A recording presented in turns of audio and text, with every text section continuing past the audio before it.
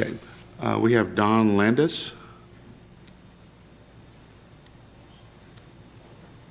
And subject matter is the closing of Southeast High School. And before we get started, so we don't start, I don't talk on any of your time, is you realize that we have nothing to do with the school board and them making a decision to close Southeast High School. Oh, yes. Oh, okay then. All right. Oh, yes. We try to give everybody the issue, Mr. Mayor, somewhat, okay. yes. Okay, all right. And good morning. Your name and address. Don Landis, 6610 East 10th Street, Wichita. Good morning, Mr. Mayor and ladies and gentlemen of the City Council.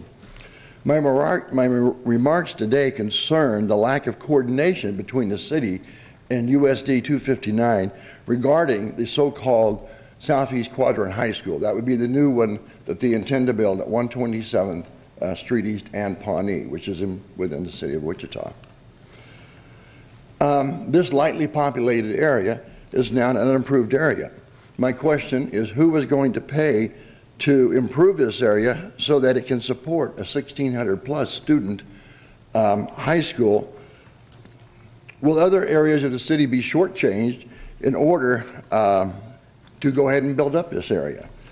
For instance, bus service. My understanding is that there's a rule regarding bus service from downtown, how far east, west, north, south that it can go on a route.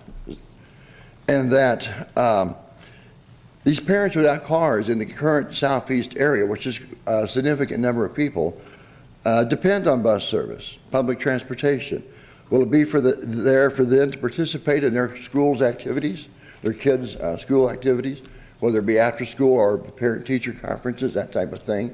They'll need, and looking at the bus map of the Wichita bus online, it looks like you go as far south as Harry and as far east as Rock Road.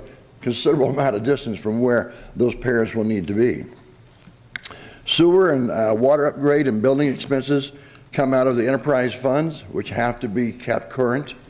And how much will it cost the city to run lines and hook up, and who will pay for that? This question involves the whole city, not just a few neighborhoods, but the entire city.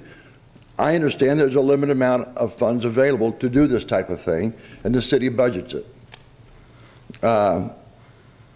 And I know that the city is short of promised money, just as the school district is short of promised money. The pie has not been getting bigger, but the slices have been getting smaller. And this is what we're looking at with this new planned high school. Then, for instance, the water lines, are they going to be 8 inches or are they going to be larger? How much water pressure is going to be needed to fight a fire if one were to occur at that high school? Will there be a water tower required on property to provide the proper amount of pressure? These are the, in which neighborhood will lose money to pay for this? Or is the city council ready to raise taxes to cover the new infrastructure costs and new projects? They will be quite large, I would imagine. And, or would you prefer to hear complaints from the other neighborhoods around the city who've been planning on getting their water lines improved because they're getting to be 50, 60, 70 years old, but now all the money the city has available is going to go out to the new Southeast Quadrant High School? My concern, and you've touched upon it, no, you're not responsible for that high school in no way, shape, or form. You are responsible for everything that goes into improving that property. And my impression from going to the Board of Education meetings over the last several months as this has been discussed is that the Board of Education assumes that the city and the county will do the heavy lifting for them. I don't see any coordination. I don't see any conversations. And those are my remarks, Mr. Mayor. If you'd like to comment, fine. If not, that's okay too. Well, I think, when we talk about infrastructure, when the city of Wichita, when we annex in property and anything that's inside the city limits itself, we have already committed ourselves by law that once it's approved and the state has approved it, that we will make sure that the infrastructure is there. Even when you have rural areas that may be farming, may be used for agriculture, we still have that obligation to do that. So all those things have been calculated before we even annex that particular piece of property in. In this particular case, this has been here for many, many years. And so we're already obligated to be able to have to do that for the people that even live in that reside in that particular area. So a lot of it has to do with us making sure that the main things are put there in place, and then the school is responsible for running their lines out to be able to connect to it. Is that area prepared now from the city's point? Has the city done everything up to the property lines and just waiting for the Board of Education to hook up, or do you have to do more work? That there, I would have to check with the staff to find out. I'll be back.